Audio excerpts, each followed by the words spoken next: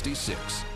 This is NBC4's News Conference with Conan Nolan, Southern California's longest-running public affairs program. We're going to learn who you are, learn what your needs are, and make sure we go to the most vulnerable first. On this edition of News Conference, nearly 4 years ago, Mayor Eric Garcetti announced that the homeless crisis had become an emergency. Now, despite tax hikes and bond issues, the crisis is getting worse. And the city has agreed to a court settlement that will keep tent encampments in place for years. Is this the new normal?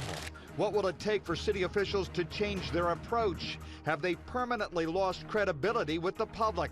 We talk with Mayor Eric Garcetti about that, the dramatic drop in ridership on Metro buses, the recent failure of his parcel tax to support Los Angeles Unified Schools, and criticism from the union representing the Department of Water and Power that his Green New Deal will drive up utility rates and increase chances of blackouts. And with all this, does he regret not running for president?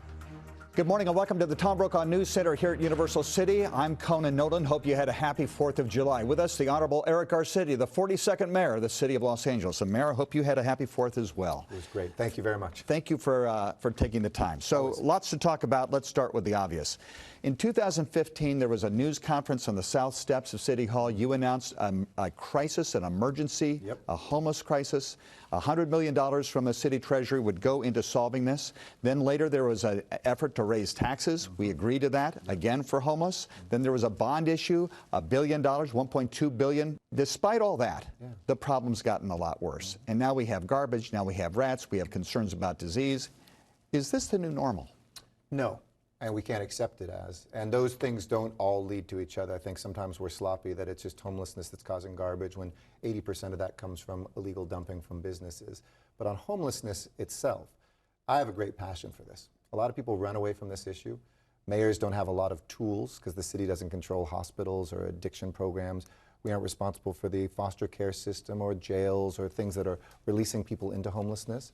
But I don't want to be an Angelino who looks back on this decade of work and say, we stood by and did nothing. I want us to be able to work to reduce homelessness and save as many lives as possible on the streets of LA.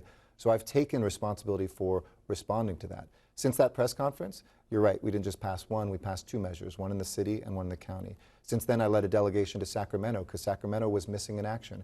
Got Governor Brown and now Governor Newsom in the legislature to begin putting emergency monies into our homeless fight.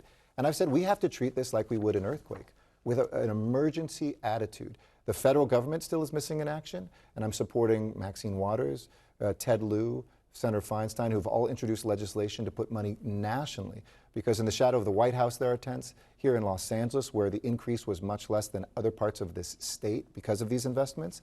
And I'll tell you something that is succeeding, Conan. 4 years ago, we were housing 9,000 people a year out of homelessness. Last year, it was nearly 22,000. If you told me that 4 years ago, I would say runaway success. We're going to, in a few years, be done with homelessness on the streets. What we found out, though, is despite 22,000 lives being saved last year, even more people were pushed in. And until folks in Sacramento, Washington start taking the supply of what's pushing people into homelessness seriously, mental health, help with housing, all of those pieces, we will continue to be like the guys bailing out the ship, getting rid of the water. Maybe the water will reduce a little bit, but it's still a leaky boat until we get to the cause. And that's why I'm so passionate about treating this like the emergency it is. Right, but it's not you can't buy your way out of this problem. You can't do it without resources, there's no question. I was this week out on the streets here in North Hollywood. A woman named Aida who had been hit by a bus, grew up in Echo Park. She's now a senior. She was just diagnosed with cancer. She's living on the streets, literally dying. We took her off the streets that day, helped get her to case management, or putting her in a motel and hopefully to shelter and housing long term. You can't do that without money. A few years ago, we had 25 workers doing outreach for nearly 50,000 homeless people in the county of Los Angeles. It's an impossible caseload. Thanks to the voters, we now have about 800 people doing that outreach. I think it should be north of 1,000. But you absolutely, somebody said, what's the plan? The plan is exactly that, to get to know each one of these people, help them off the streets. And if we've doubled the pace, we need to double it again. We should point out, though, that that person could say no.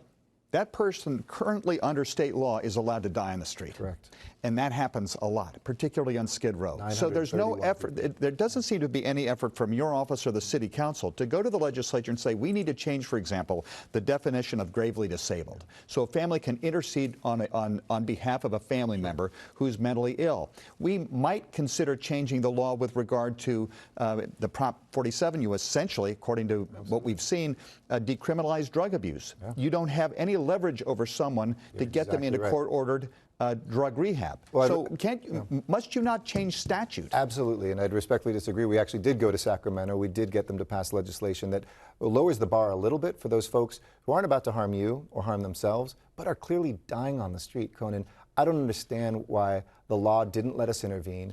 That did pass. It'll come into effect. That allows us to have at least a little bit lower of a bar. Somebody walking around with just their underpants on and their feet cracking apart, they're clearly dying on the streets, and we do need to be able to have that intervention, that ability to go in there and to help those that are most gravely ill. We also shouldn't think, though, that the entire homeless population is mostly those people. That's maybe 5 to 10% of the people that are out there. About 30% say that they either have mental health issues or drug addiction. It's probably a little bit higher than that, but at least half of the people that are out there now are economically homeless. These are folks in their cars or on the streets.